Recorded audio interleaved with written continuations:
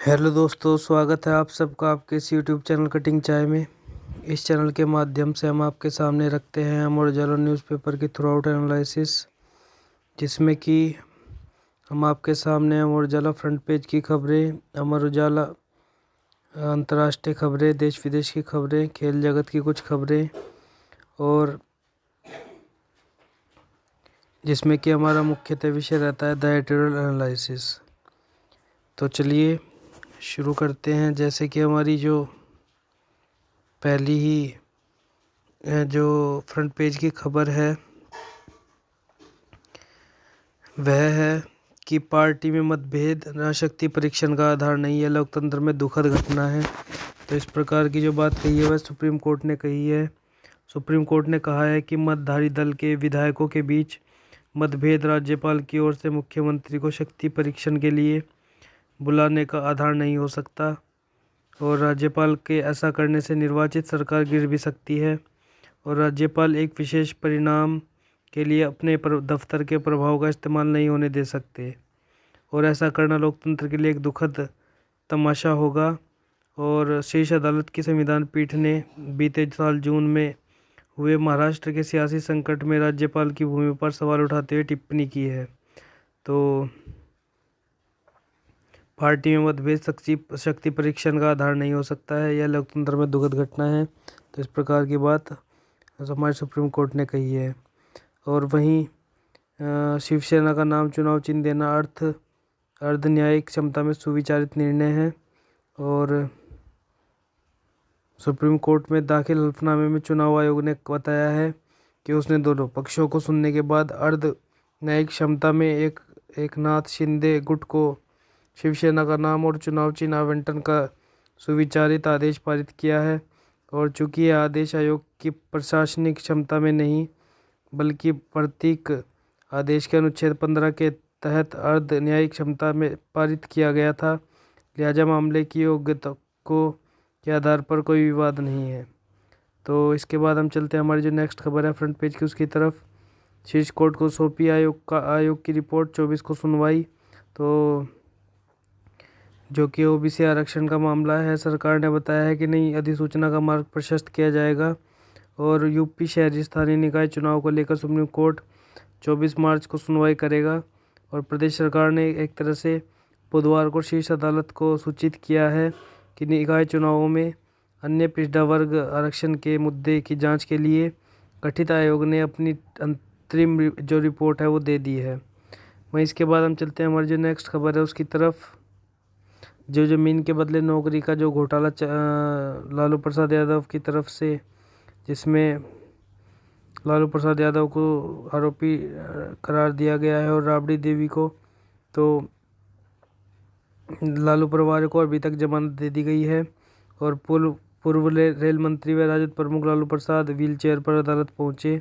उनके साथ उनकी पत्नी व बिहार की पूर्व सीएम राबड़ी देवी और बेटी मीसा भारती पहुंची।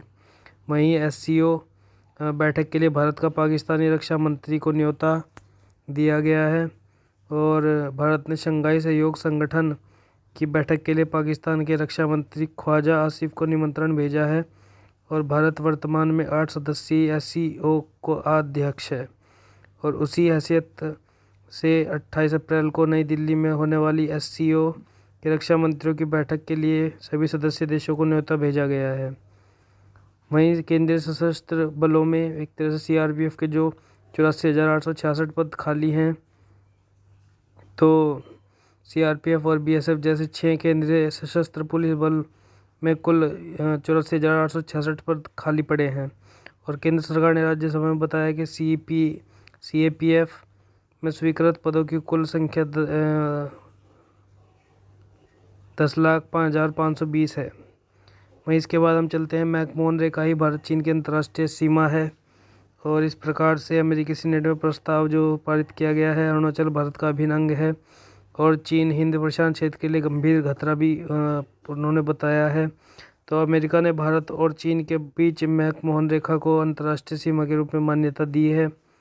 और अमेरिकी संसद के उच्च सदन सीनेट में लाए प्रस्ताव में अरुणाचल प्रदेश को भारत का अभिन्न हिस्सा बताते हुए चीन की आक्रामकता के खिलाफ भारत का समर्थन दोहराया है। वहीं इसके बाद हम चलते हैं हमारी जो नेक्स्ट फ्रंट पेज की खबर है, जैसे कि विद्युत कर्मियों की हड़ताल आज चल रही है, तो कॉरपोरेशन इंतजाम में जुटा है। तो कार्य बहिष्कार से कई जिलों में व्यवस्था एक तरह से इससे प्रभावित होने के जो आसार बने हुए हैं, और बिल भुगतान पर भी असर जिसकी वजह से पड़ने वाला है। तो इसमें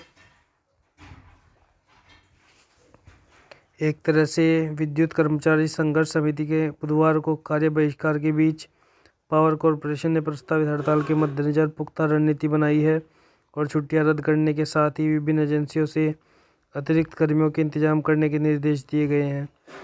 वहीं संघर्ष समिति 16 मार्च की रात 10 बजे से 72 घंटे की हड़ताल पर अड़ी है, और समिति ने कार्य बहिष्कार के चलते बुधवार को कई जगहों पर कार्य प्रभावित होने का दावा किया है, जबकि ऑफिसर्स एसोसिएशन ने इससे इनकार किया है। और कॉरपोरेशन का कहना है कि सभी व्यवस्थाएं पहले की तरह सुचारू रूप से चल रही हैं। वहीं संघर्ष समिति ने 3 दिसंबर को ऊर्जा मंत्री के साथ हुए समझौते को लागू करने की मांग की है। समिति का दावा है कि 1 लाख बिजली कर्मियों ने बुधवार को कार्य बहिष्कार किया है। तो इसके बाद हम चलते हैं हमारी जो नेक्स्ट खबर है उसकी तरफ। जो आवारा पशु खेतों में मिले तो डीएम आवास पर छोड़ेंगे, इस प्रकार की जो बात कही गई है वह जो भाकियू के महापंचायत में यह ऐलान किया गया है और अफसरों पर अनदेखी का आरोप लगाया गया है। तो जो राष्ट्रीय अध्यक्ष हैं भाकियू के ठाकुर राजेश सिंह चौहान ने ऐलान किया है कि 31 मार्च के बाद किसान अपने खेतों में से आवारा पशुओं को पकड़कर डीएम और अन्य जिम्मेदार के आवासों पर छोड़ देंगे। तो इसके बाद जो नेक्स्ट खबर हमारी आ रही है वह है कि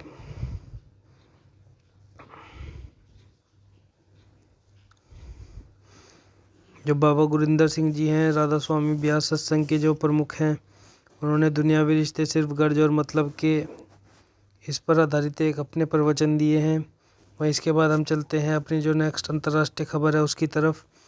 तो विदेशी वकील भी कर सकेंगे भारत में प्रैक्टिस, तो इस प्रकार की जो अंतर्राष्ट्रीय खबर हमारे सामने आ रही है। और बार काउंसिल ने जिसके लिए चुनिंदा क्षेत्रों के लिए अनुमति दी है, तो रजिस्ट्रेशन के लिए इसमें 20 लाख रुपए देने होंगे। तो 20 लाख रुपए वकीलों को देने होंगे और कानूनी फर्मों को करीब 40 लाख रुपए देने होंगे। ये रजिस्ट्रेशन 5 सालों के लिए होगा और इसके बाद भी प्रैक्टिस जारी रखने के लिए रजिस्ट्रेशन को रिन्यू कराना होगा।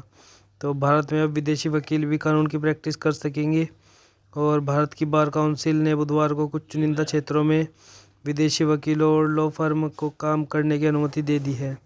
वहीं इसके बाद हम चलते हैं हमारी जो नेक्स्ट खबर है उसकी तरफ।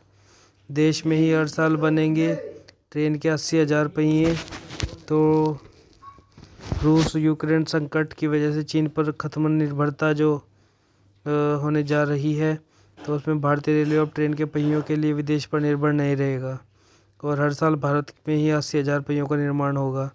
वहीं इसके बाद हम चलते हैं हमारी जो नेक्स्ट खबर है उसकी तरफ। जम्मू कश्मीर में स्थिति नियंत्रण में है और हर हालात से निपटने के लिए बीएसएफ तैयार है। वहीं इसके बाद हम चलते हैं अपनी नेक्स्ट खबर की ओर। हवाई अड्डों पर जो भीड़ बढ़ी है, तो और सुरक्षा जांच द्वारा और चेक इन काउंटर बढ़ाने की सिफारिश जो की गई है, तो संसदीय समिति ने चिंता जताई है। तो उड्डयन मंत्रालय को टर्मिनल विस्तार पर जोर देने का सुझाव दिया गया है। और वहीं इसके बाद महाराष्ट्र में एमबीबीएस छात्र की मौत जो हुई है, उसमें पुडुचेरी में एक तरह से 26 तक स्कूल बंद कर दिए गए हैं। और H3N2 का जो मामला की वजह से महाराष्ट्र में जो एमबीबीएस की छात्र की मौत हुई है, तो संक्रमण बढ़ने के साथ ही सतर्कता भी बढ़ी है। वहीं इसके बाद पाकिस्तान में बैठे आतंकी आकाओं से जुड़े 12 संदिग्धों की पहचान एनआईए ने की है। वहीं टीबी के जो रिकॉर्ड मरीज मिले हैं, एक साल में 24.22 लाख नए केस जो नज़र आए हैं, तो 63%, जिसमें कि एक तरह से हम कह सकते हैं टीबी के नए मरीजों की संख्या 7 साल में बढ़ी है। और सभी मरीजों की सूचना नहीं दे रहे हैं प्राइवेट अस्पताल। तो इस प्रकार की जो घटना है वह भी सामने आ रही है। वहीं इसके बाद हम चलते हैं हमारी जो खेल जगत की खबर की तरफ। मुक्केबाजी बेटियों के सामने 2006 की सफलता दोहराने की चुनौती है। और एक तरह से खेल मंत्री अनुराग ठाकुर ने विश्व महिला मुक्केबाजी का रंगारंग आगाज किया है और 65 देशों के 300 बॉक्सर इसमें खेलेंगे। वहीं श्रीकांत जीते सिंधु पहले दौर में हार गई है और ऑल इंग्लैंड बैडमिंटन सात्विक और चिराग की जोड़ी भी जीती है। वहीं भारत के लिए आसान नहीं है वनडे रहा तो ऑस्ट्रेलिया। तो किस प्रकार से भारत के लिए वनडे की राह आसान नहीं है। ऑस्ट्रेलिया ने 5 श्रृंखलाएं जीती हैं। तो 5 भारत में हुई पिछली वनडे श्रृंखलाओं में भारत को 4 में जीत मिली है। वहीं कल से 3 मैचों की जो सीरीज है ऑस्ट्रेलिया टीम ने भारतीय कप धरती पर वनडे में किया श्रेष्ठ प्रदर्शन। वहीं इसके बाद